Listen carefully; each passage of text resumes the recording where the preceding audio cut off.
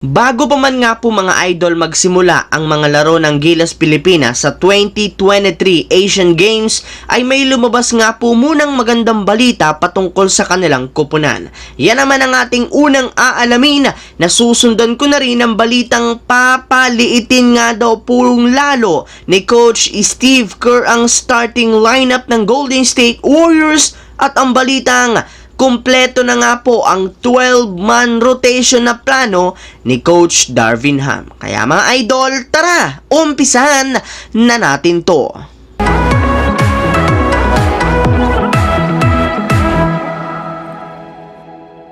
Ang videong ito mga idol ay hatid sa inyo ng Aurora Game, isang play-to-earn mobile app na kung saan pwede kang kumita habang nag-e-enjoy ka. Maraming mga games dito mga idol gaya ng Color Game na alam kong siguradong mananalo kayo. Dragon versus Tiger na simple lang pipili ka lang kung Dragon ba o Tiger ang mananalo. Meron ding Toss a Coin na alam kong alam nyo na at marami pang iba. Sobrang dali lang mag-register gamit lang ang iyong mobile number, hintayin ang verification code at gumawa ng password. Madali lang din mag-cash in at pag panalo, cash out agad gamit ang iyong GCash account. Kaya ano pang hinihintay nyo mga idol?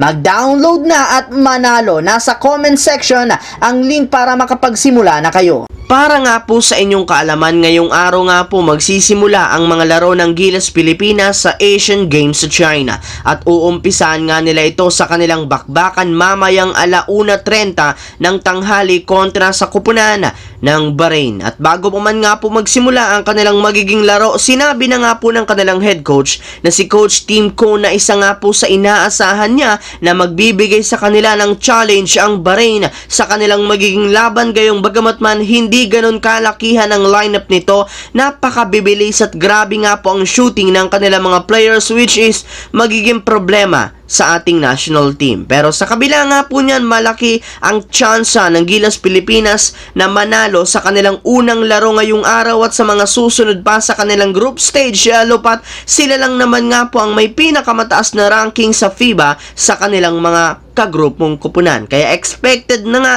na magiging smooth lamang sa ating national team ang group stage. Samantala, pumunta naman tayo sa ating pangalawang storya sa balitang paliliitin nga pong lalo ni Coach Steve Kerr ang starting lineup ng Golden State Warriors. Kasunod nga po mga idol ng hindi pagkuha ng Warriors kay Dwight Howard sa loob ng free agency market ng nagdaang araw, marami nga po sa kanilang mga fans ang nagsabi na malinaw na mananatili at magiging loyal para naman nga po si Coach Steve Kerr sa kanyang signature rotation na small ball sa kanilang mga darating na laro. Ngunit ang masama lamang nga po dito, mukhang hindi pa rin naman kontento si Coach Steve Kerr na sa pagpapaliit ng kanilang lineup, gayong plano rin naman ito na ilagay sa kanilang starting five si Chris Paul, kung saan makakasama niya nga dito sina Stephen Curry, Klay Thompson, Andrew Wiggins at si Draymond Green. Pero syempre, ayon rin naman nga po sa kanya, malimit lamang nga po nila itong gagamitin, gayong meron rin naman nga itong disadvantage sa kanilang team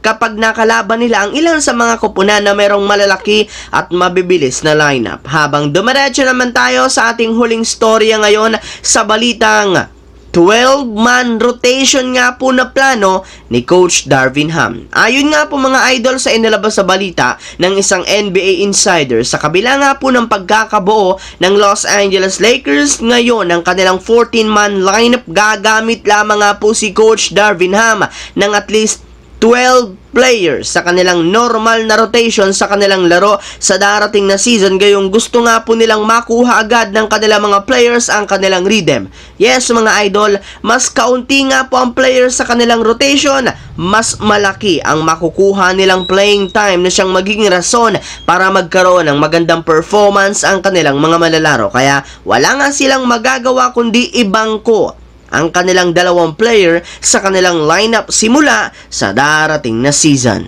So yun lamang mga idol ang ating bagong video ngayon na ating pinag-usapan dito. Once again, this is your J-Zone TV. Huwag kalimutang mag-like at syempre mag-subscribe. Pindutin ang notification bell sa akin channel para lagi kayo maging updated sa mga videos na pinapalabas ko. I-follow nyo na, bisitahin ang ating Facebook page, J-Zone TV. Maraming salamat mga idol.